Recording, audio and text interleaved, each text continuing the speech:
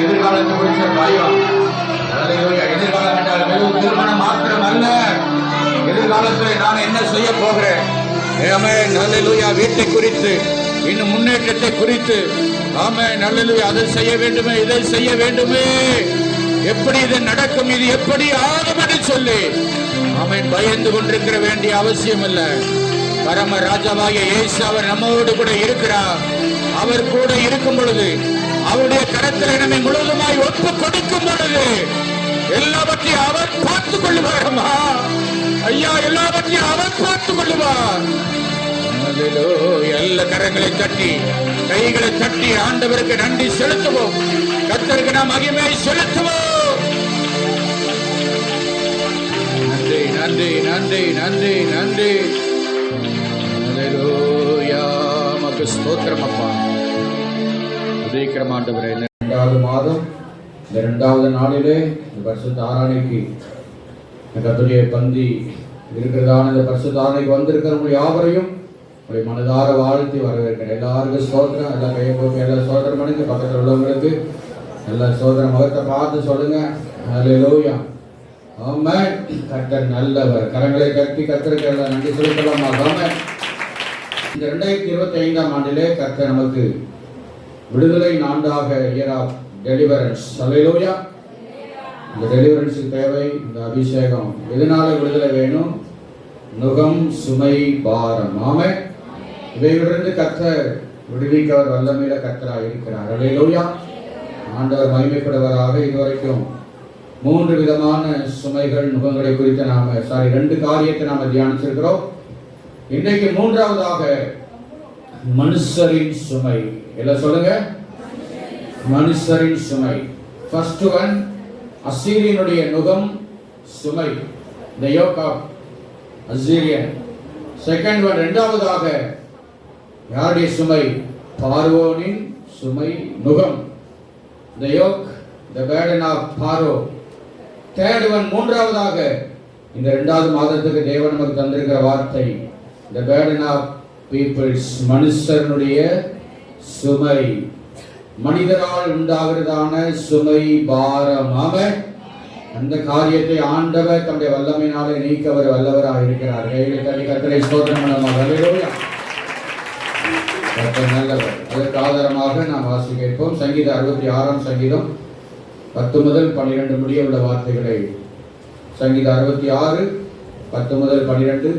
தேவனே, தேவனே, எங்களை சோதித்தீர், எங்களை சோதித்தீர். வெள்ளியை புடமிடுகிறது போல, வெள்ளியை புடமிடுகிறது போல எங்களை புடமிட்டீர், எங்களை புடமிட்டீர். எங்களை வலையில் அகப்படுத்தி எங்கள் இடுப்புகளின் மேல் வருத்தமான பாரத்தை ஏற்றினீர், வருத்தமான பாரத்தை ஏற்றினீர். மனுஷரை எங்கள் தலையின் மேல் ஏறி போக பண்ணினீர், மனுஷரை எங்கள் தலையின் மேல் ஏறி போக பண்ணினீர்.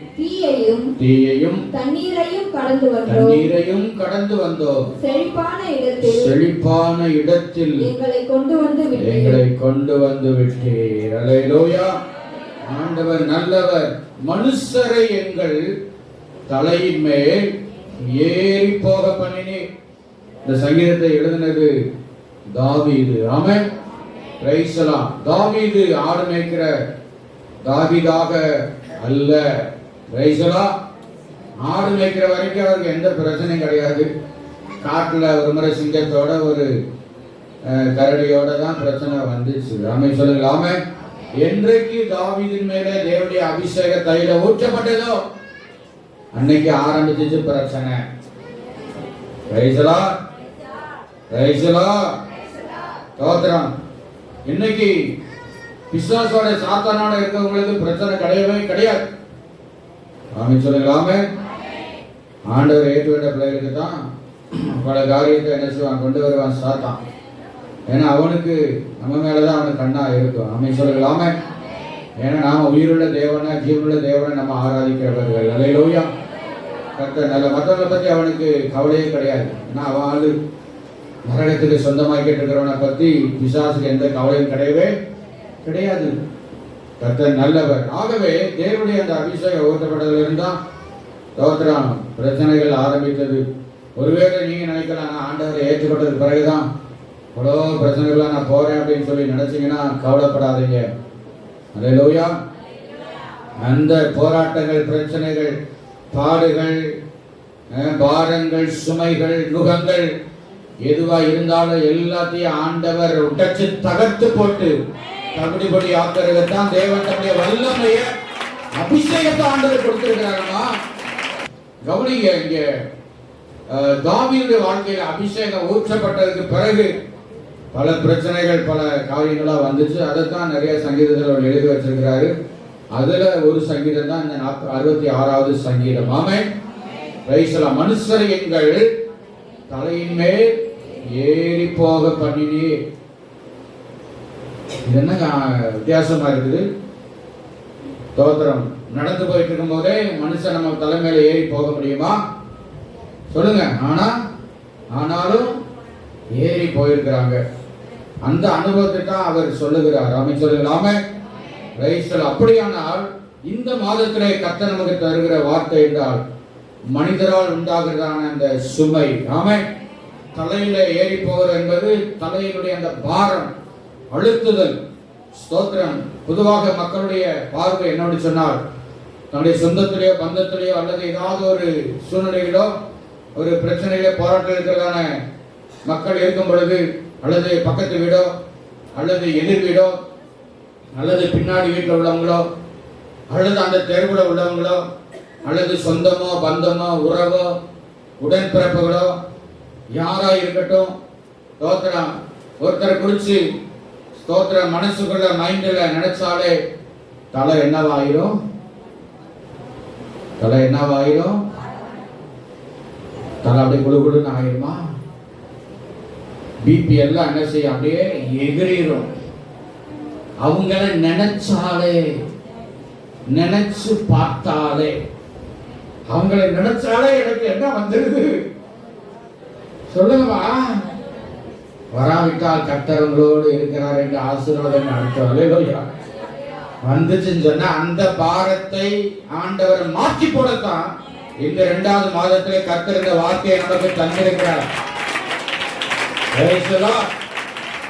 கர்த்தர் நல்லவர். அல்லேலூயா. மனுஷரால் உண்டாகிற அந்த மனுஷரின் சுமை, the burden of peoples. கவனிங்கள், இந்த மனுஷர் அப்படிங்கிற இந்த வார்த்தை ஒரு வசனத்தை வாசிப்போம். ஆதியாகமம் 5ஆம் அதிகாரம் 2ஆம் வசனத்திலே அந்த வாசிப்போம். ஆதியாகமம் 5:2. அவர்களை ஆணும் பெண்ணுமாக சிருஷ்டித்து, அவர்களை ஆணும் பெண்ணுமாக சிருஷ்டித்து, அவர்களை ஆசீர்வதித்து, அவர்களை ஆசீர்வதித்து, அவர்களை சிருஷ்டித்த நாளிலே, அவர்களை சிருஷ்டித்த நாளிலே அவர்களுக்கு மனுஷர் என்று பெயரிட்டார். அவர்களுக்கு மனுஷர் என்று பெயரிட்டார். அல்லேலூயா. என்ன பெயரிட்டாரா? மனுஷர்கள் அப்படின்னா என்னது?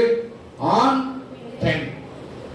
ஆணுக்கும் பெண்ணுக்கும் இடைப்பட்ட ஒரு சென்டர். இப்பொழுது டிரான்ஸ் சென்டர் அப்படிங்கிறதான தமிழ் என்ன சொல்லுவாங்க?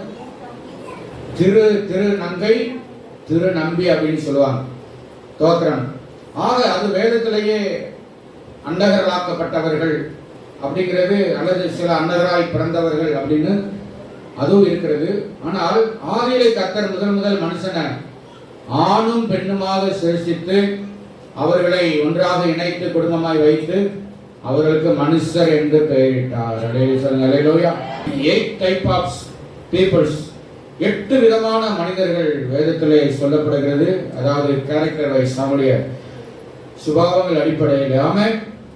பழைய ஏற்பாட்டில் 2, புதிய ஏற்பாட்டில் 2. இந்த 8 காரியத்தில் 6 ரொம்ப பேடு, 2 மட்டும்தான் குட்டு, நல்ல மனுஷர்கள். அல்லேலூயா. இன்னைக்கு 2 மனுஷனை மட்டும்தான் நம்ம தியானிச்சுட்டு போக போறோம். ஆமென் சொல்லுங்களாமே. இப்ப ஏற்பட்ட மனுஷர்கள் உங்க தலைமையில ஏறிட்டு போறாங்களா, ஏறி போய் கொண்டிருக்கிறார்கள் என்பதை உணர்ந்தால் அதுக்கு என்ன சொல்யூஷன் அப்படிங்கிறதை ஆண்டவர் நமக்கு கற்றுக் கொடுப்பார். அல்லேலூயா. முதலாவது அந்த மனுஷர்கள் ஒரு வெவ்வேறு விதமான டிஃபரண்ட் டைப்ஸ் ஆஃப் பீப்புள்ஸ் என்ன சொல்றாங்க இருக்கிறாங்க. அது வேதத்தின் அடிப்படையில் தான் நாம தியானிக்க போறோம். ஆமென் சொல்லுங்களாமே.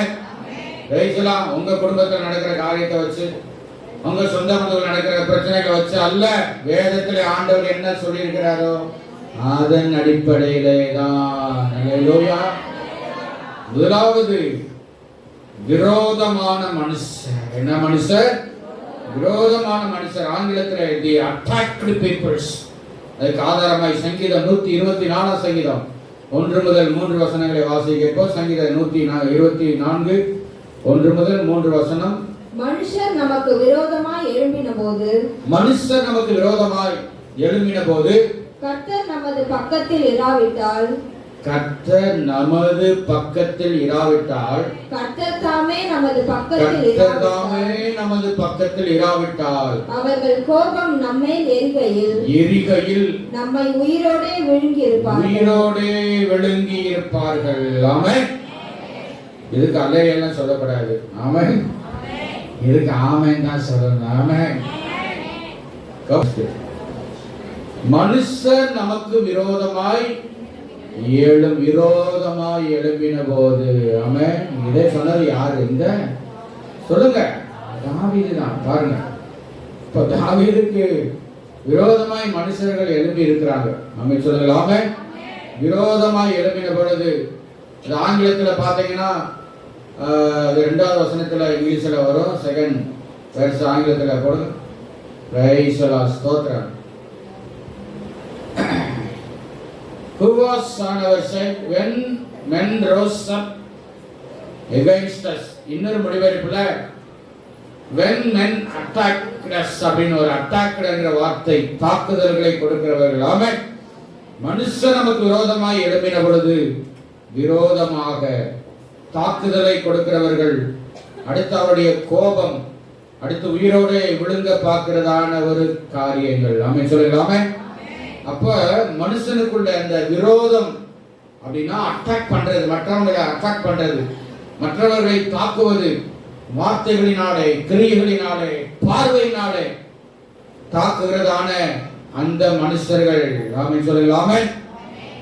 அப்படிப்பட்டதான மனிதர்கள் உங்கள் தலையின் மேலே ஏறிக்கொண்டு போய் கொண்டிருக்கிறார்களா? கவனிங்க, இந்த விரோதம் எங்க இருந்து வந்துச்சு? எங்க இருந்து வந்துச்சு? பரலோகத்திலிருந்து வந்துச்சுங்க. இந்த விரோதம் எங்க இருந்து? பூமியில இருந்து வந்துச்சா? விரோதம் எங்க இருந்து வந்துச்சு? காயின் ஆபேல். பாவம் ஒரு பக்கம், பழி ஒரு பக்கமா? பாவத்துடைய மூலக்கூறே விட்டுப்பட்டு காயினை ஆபலையும் போட்டு. இந்த விரோதம் எங்க இருந்து உதித்தது? ஏதேன் தோட்டத்துல இருந்துதான் வந்துச்சுங்க. பாவம் பிரவேசிக்காத காலத்துல சிங்கமும் ஆட்டுக்குட்டியும் ஒன்னோட ஒண்ணு நக்கி கொடுத்துக்கிட்டு, சிங்கம், புலி, கரடி, நரி, ஓனா எல்லாமே எதைத்தான் சாப்பிட்டுச்சு? Pure vegetarian. பியூர் வெஜிடேரியன் சாப்பிட்டுச்சுங்க. என்னைக்கு அந்த ஆதாம் ஏவாள் கீழ்ப்படியாம பாவம் செஞ்சாங்களோ, நக்கி கொடுத்த அந்த ஆட்டுக்குட்டியை பார்த்தவனே, நக்கினவனே அதுக்குள்ள இருந்து ஏதோ ஒரு வாசனை அப்படியே கமகமன்னு வந்துச்சு. லவக்குன்னு தொண்டையை பிடிச்சிச்சு, ரத்தத்தை குடிச்சிச்சு, மாம்சத்தை புசிச்சிச்சு. விரோதம் எங்க இருந்து ஆரம்பிச்சிச்சு? ஏதேன் தோட்டத்திலிருந்து ஆரம்பித்த அந்த விரோதம். அந்த விரோதம் தான் யாருக்குள்ளே வந்துருச்சு? காயினுக்குள்ள. என்ன காயினவே பிடிச்சிருக்கீங்க? மனுஷனுக்குள்ள வந்துருச்சம்மா. Praise the Lord. இப்ப புரியுத விரோதம் எங்க இருந்து வந்துச்சு? அங்க இருந்து வந்துச்சு. எங்க இருந்து? ஏதேனில இருந்து வந்துச்சு. அந்த விரோதத்தினுடைய அந்த காரியம் தான். அப்போ மனுஷன் பாவம் செஞ்ச உடனே வெஜிடேரியன் ஃபுல்லாவே எல்லாம் நான்வெஜ்ஜா மாறி போயிடுச்சு. ஆமா, கர்த்தர் நல்லவர்.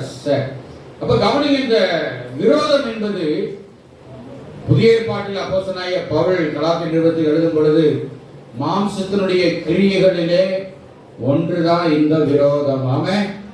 விரோதங்கள், வைராக்கியங்கள் அப்படின்னு அதற்கு பாத்தீங்களா? அப்போ இந்த விரோதம் என்பது எதை சார்ந்து வருது? நம்முடைய மாம்சத்திலிருந்து வருவதுதான். சொல்லுங்க, விரோதம் ஆவியிலிருந்து என்ன செய்யாது? வராது. மாம்சத்திலிருந்து அரசு விரோதம் வரும். அதைத்தான் இங்கே சொல்லுகிறார். அப்ப அந்த விரோதத்தை போக்குவதற்கு என்ன செய்யணும்?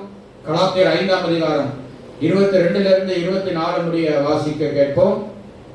ஆவியின் கனியோ அன்பு, சந்தோஷம், சமாதானம், நீடிய பொறுமை, தயவு, நற்குணம், விசுவாசம், சாந்தம், இச்சையடக்கம், இப்படிப்பட்டவைகளுக்கு விரோதமான பிரமாணம் ஒன்றுமில்லை. கிறிஸ்துவின் உடையவர்கள் தங்கள் மாம்சத்தையும் அதன் ஆசை இச்சைகளையும் சிலுவையில் அறைந்திருக்கிறார்கள். ஹல்லேலூயா. கவனிங்க, இன்னைக்கு உங்களுக்கு விரோதமா இருக்கிற மக்கள் சில நேரங்கள்ல உங்க தலைமையில ஏறி போகிற அனுபவத்துக்குள்ள நீங்கள் கடந்து சொல்லலாம். ஆமென் சொல்லலாமே. ஆனா அதே நேரத்துல நமக்குள்ளே உங்களுக்குள்ளே இந்த மாம்ச கிரியையான விரோதம் வந்தால் நீங்க மற்றவங்க தலைமையில என்ன செய்வீங்க? ரெண்டுமே டேஞ்சர் தான், ரெண்டுமே சரியில்லாத காரியம் தான். நாம சொல்லலாமே. மற்றவர்கள் நம்ம தலைமையில ஏறி போய் நம்மளை பாரத்தினாலும் சுமையினாலும் நுகத்தடையினாலும் அழுத்தி கொண்டிருந்தால் அதுக்கு ஆண்டவர் நமக்கு ஆவியின் வல்லமை பலன அபிஷேகத்தை கர்த்தர் நமக்கு தராரு. ஹல்லேலூயா. ஆனா நீங்க ஒருவேளை மற்றவங்களுக்கு மண்டையடியாக தலைவலியாக மற்றவருடைய தலைமையில நீங்க ஏறி பொருளா இருந்தால் அதையும் மாற்ற வேண்டும் என்று கர்த்தருடைய ஆவியானவர் விரும்புகிறார். ஹல்லேலூயா. மனுஷர்கள் என்று சொன்னா இந்த உலகத்தில் இருக்கிற 850 கோடி மக்கள் இந்த உலகத்துல இருக்கிறாங்க. எத்தனை கோடி மக்கள்? 850 கோடி மக்கள். எந்த மனுஷரா இருந்தாலும் சரி, எந்த ஜாதியா இருந்தாலும், எந்த மதமா இருந்தாலும் எல்லாருக்குள்ளேயும் அந்த விரோதமான ஆவி இந்த மாம்சத்திலிருந்து கண்டிப்பா வரத்தான் செய்கிறது. என்ன ஆவி? விரோதத்தின் ஆவி. எல்லாம் சொல்லுங்க, விரோதத்தின் ஆவி. அட்டாக்கிங் ஸ்பிரிட், அட்டாக் பண்ண இந்த மாம்சத்துக்குள்ள இருந்து எழும்புகிறது. அருமையான தேவ பிள்ளைகளை, உங்களுக்குள்ள அப்படிப்பட்டதான அந்த விரோதமான காரியங்கள் இருந்தால் எல்லாம் சொல்லுங்க,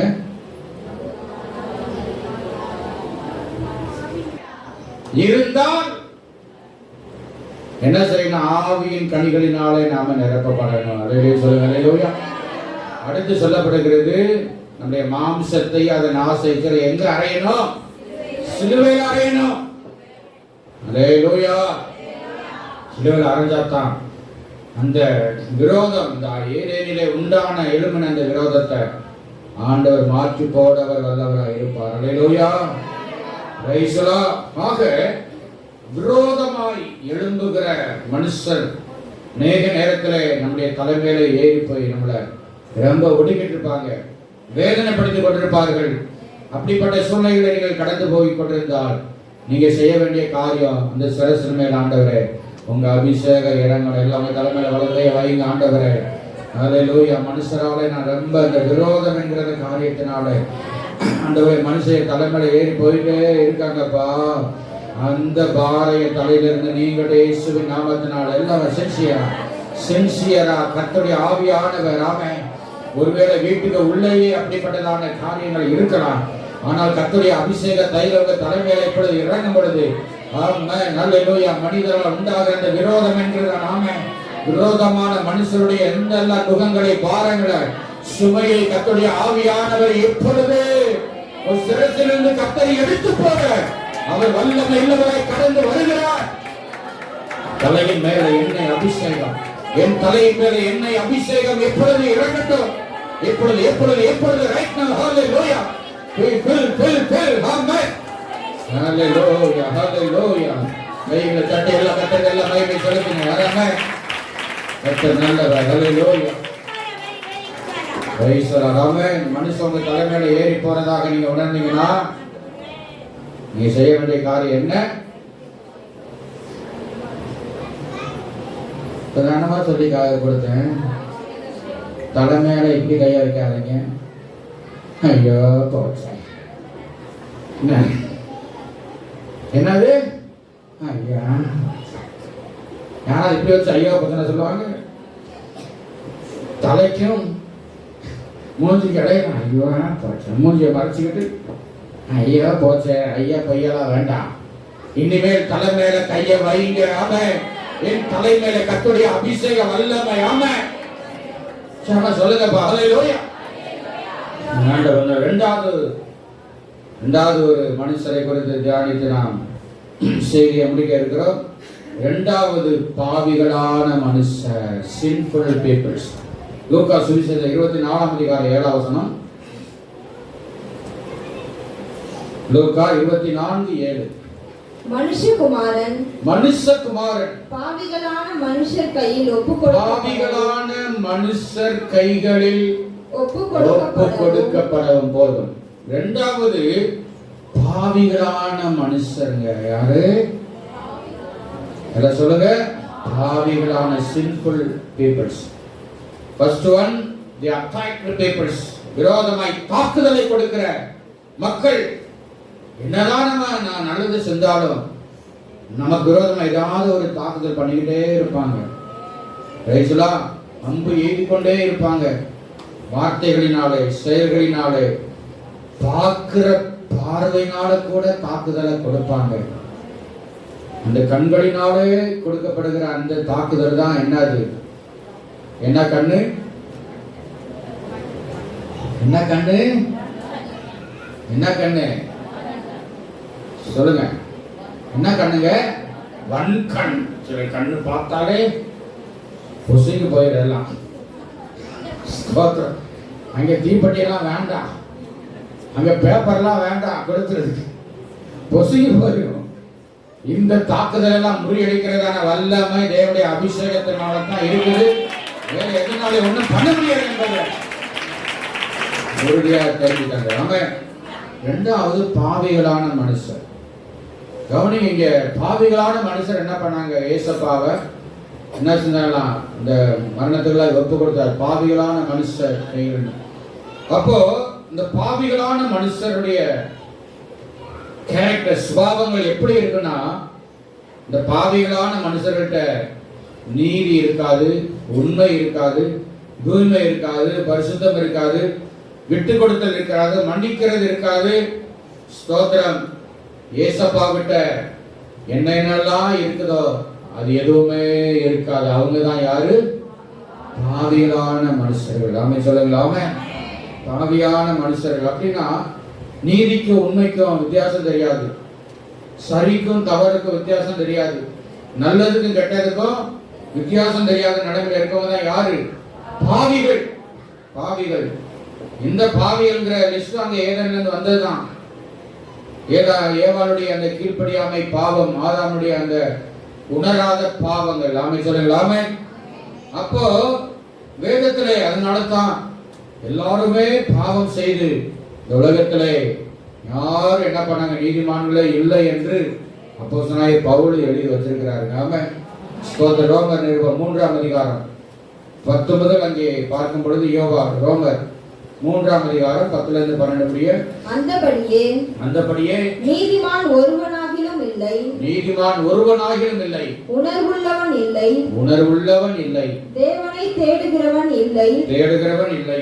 எல்லாரும் வழி தப்பி எல்லாரும் வழி தப்பி ஏகமாய் கெட்டுப் போனார்கள். ஏகமாய் கெட்டுப் போனார்கள். நன்மை செய்கிறவன் இல்லை, நன்மை செய்கிறவன் இல்லை, ஒருவனாகிலும் இல்லை. ஒருவனாகிலும் இல்லை. அவர்கள் தொண்டை திறக்கப்பட்ட போதுமா போதும். அங்கே பாத்தீங்கன்னா எல்லாரும் வழி தப்பி ஏகமாய் கெட்டு போனார்கள். நன்மை செய்கிறவன் ஒருவனுமே இல்லை. 10வது வசனம். நீதிமான் ஒருவனும் இல்லை. அதுக்கப்புறம் நன்மை செய்வன் இல்லை, உணர்வுள்ளவன் இல்லை, தேவனை தேடுகிறவன் இல்லை. இவங்க தான் யாரு? பாவிகளான மனிதர்கள். ஆமே. அப்போ நான் சொல்றதா சரியானது, நான் நடக்கிறதா கரெக்ட், ஆனா அவங்க செய்யற காரியம் தவறு என்பதை எல்லாருக்குமே நல்லா தெரிஞ்சுக்கும். ஆனா என்ன செய்ய மாட்டாங்க, அதை உணர மாட்டாங்க. அதான் இங்க பவுல் சொல்றாரு, உணர்வுள்ளவன் இல்லை. தோத்திரம். காரணம் அன்றைக்கு அந்த ஆதாமும் ஏவாளும் தாங்கள் செய்த காரியம் தவறுதான், உண்மைதான் ஒத்துக்கிட்டு இருந்தாங்கன்னா கர்த்தர் அன்றைக்கே மன்னிச்சிருப்பார். அன்றைக்கு சொல்லுங்க அல்லேலூயா. ரைசலா. அவங்க உணர்ந்தாங்களா? இல்லை. உணராம என்ன பண்ணாங்க? ஏவாது ஆதாமிட்ட கேட்டவனே அந்த பழியை மனைவி மேல ஏவாள் மேல போட்டா, ஏவாளை கேட்டவுடனே அந்த சர்ப்பத்து மேல பழியை போட்டார். அதனால பாவம் பிரவேசித்தது, வழிதப்பி போனார்கள். தொடர்ந்து அதே அதிகாரத்துல 23 இருந்து 26 முடிய உள்ள வார்த்தைகளை வாசிப்போம். 23 இருந்து எல்லாரும் பாவம் செய்து தேவ மகிமை அற்றவர்களாகி இலவசமாய் அவருடைய கிருபையினாலே கிறிஸ்து இயேசுவில் உள்ள மீட்பை கொண்டு நீதிமான்கள் ஆக்கப்படுகிறார்கள். தேவன் பொறுமையாய் இருந்த முற்காலத்தில் நடந்த பாவங்களை தாம் பொறுத்து கொண்டதை குறித்து தம்முடைய நீதியை காண்பிக்கும் பொருட்டாகவும் தாம் நீதி உள்ளவரும் இயேசுவின் இடத்தில் விசுவாசமாய் இருக்கிறவனை நீதிமான்கள் ஆக்குகிறவருமாய் விளக்கும்படி இக்காலத்திலே தமது நீதியை காண்பிக்கும் பொருட்டாகவும் கிறிஸ்து இயேசுவினுடைய ரத்தத்தை பற்றும் விசுவாசத்தினாலே பலிக்கும் கிருபாதாரபடியாக அவரையே ஏற்படுத்தினார். அல்லேலூயா. எல்லாரும் பாவம் செய்து என்ன பண்ணாங்களாம்? தேவ மகிமையற்றவர்களானார்கள். ஆமென். Praise the Lord. அப்போ இந்த உலகத்திலே உண்மையும் நீதியும் பரிசுத்தமும் அன்பும் இல்லாத நிலைமையில இருந்து பலவிதமான காரியங்கள், மனுஷனுடைய கிரியைகள், நீங்க படிக்கிற இடத்துல, வேலை செய்கிற இடத்துல, ஆமென், பழகுகிறதான இடங்களிலே நான் எவ்வளவு உண்மையா இருந்தாலும் இவங்க உண்மையா இல்லையே, ஆமென், அது நமக்கு ஒரு தலையில பாரத்தை என்ன செய்யும்? கொடுக்குமா கொடுக்காதா? என்னங்க கொடுக்குதா கொடுக்கலையா? ஏன் ஸ்கூலுக்கு காலேஜ் வேலைக்கு போறீங்க, வீட்டுக்குள்ளேயே இந்த மனுஷனுக்கு வாக்கப்பட்டு, எந்த மனுஷனுக்கு? இந்த மனுஷனுக்கு, அல்லேலூயா, இந்த மனுஷனுக்கு வாக்கப்பட்டு அல்லது இந்த பொண்ணுக்கு வாழ்க்கை கொடுத்து, ரெண்டு பக்கமும் லேசப்பட்டது கிடையாது. ஆமென். பாக்குறோம். உனக்கு வாக்கப்பட்ட காலத்துல இருந்து இவர் சொல்றார், உடனே உனக்கு வாழ்க்கை கொடுத்தண்டி என்னது? உனக்கு வாழ்க்கை கொடுத்தாட்டினா இது எப்படி இருந்திருப்ப யோசித்து பாரு. இனி அப்புறமா இப்படி டயலாக்கள நம்ம வீட்டுக்குள்ள ரொம்ப சிறப்பாக நடக்குது. நடக்கிறவங்க ஆமென் சொல்ல வேண்டாம். புரிந்து கொண்டால் போதும், உணர்ந்தால் போதும். வேற எங்கேயோ போக வேண்டிய அவசியம் இல்லைங்க. வீட்டுக்குள்ளேயே சொல்லுங்க, வீட்டுக்குள்ளேயே இருக்கு. கர்த்தர் நல்லவர். ஆமென் சொல்லுங்க. ஆமென். காரணம், இத்தனை வருஷம் உனக்கு வாக்கப்பட்டு எவ்வளவு உண்மையா உனக்கு நான் உழைச்சு ஓட தேஞ்சு போய் அப்படிங்கிற காரியங்கள் வரும்பொழுது ஆட்டோமேட்டிக்காவே என்ன வந்துடும்? ஏன் இங்க என்ன செஞ்ச உச்சியில அப்படியே என்ன செஞ்சிடும் அணுகு அந்த அப்படியே ஒரு மாதிரி ஆயிரும். ரைசலாம் இது எல்லாத்துக்குமே தேவை தேவனுடைய அபிஷேகம். கர்த்தருடைய கரத்தை ஆண்டவர் அபிஷேகத்தினுடைய கரமா இன்றைக்கு ஆண்டவர் மாற்ற போகிறார். அல்லேலூயா. உங்க கரத்தை அல்லேலூயா. ஆமென் அல்லேலூயா. உங்க கர ஆமென் உங்க கரத்தின் மேல கர்த்தருடைய கரமானது அமரும் பொழுது எதிராக இருந்தாலும் எல்லாத்தையும் ஆண்டவர் அந்த பாரத்தை நுகத்தை முறித்து போட வல்லவராக இருக்கிறார். அல்லேலூயா. அதனால விரோதமான மனிதர்கள் இருக்கிறாங்களா, பாவிகளான மனிதர்கள் எவ்வளவு உண்மையா உத்தமமா இருந்தாலும் உங்க தலைமையில ரொம்ப பாரத்தையும் வேதனையும் கஷ்டத்தையும் கொடுத்து கொண்டிருக்கிறார்களா? அன்பான தேவ பிள்ளைகளை, இப்படிப்பட்டதான நுகங்களை முறிக்கிற தேவனுடைய வல்லமை அபிஷேகத்தை கர்த்தர் நமக்கு தருகிறார். அல்லேலூயா. இந்த வார்த்தைக்கு அன்பான தேவ பிள்ளைகளே, நீங்கள் இப்படி அனுபவத்துகளை கடந்து போய் கொண்டிருக்கலாம். நீங்க செய்ய வேண்டிய ஒரே ஒரு காரியம், உங்க தலைமையில உங்க வலது கையை வைங்க, விசுவாசத்தோட வைங்க. அல்லேலூயா. கர்த்தருடைய அபிஷேக தைல உங்க தலைமையில வந்து இறங்கும். உங்க தலையை அழுத்தி கொண்டிருக்கிற அந்த நுகம் பாரம், ஆமே விரோதமான மனுஷன் என்கிற அந்த பாரம், பாவிகளான ஆமே நீதி உண்மை இல்லாத நேர்மை இல்லாத மனுஷனால உண்டாகிற எல்லா பாரத்தையும் நீக்கி போடவர் வல்லவராக இருக்கிறார். தேவன் தாமே ஒவ்வொருவரையும் ஆசீர்வதிப்பாராக. ஆமென். God bless you. Praise the Lord.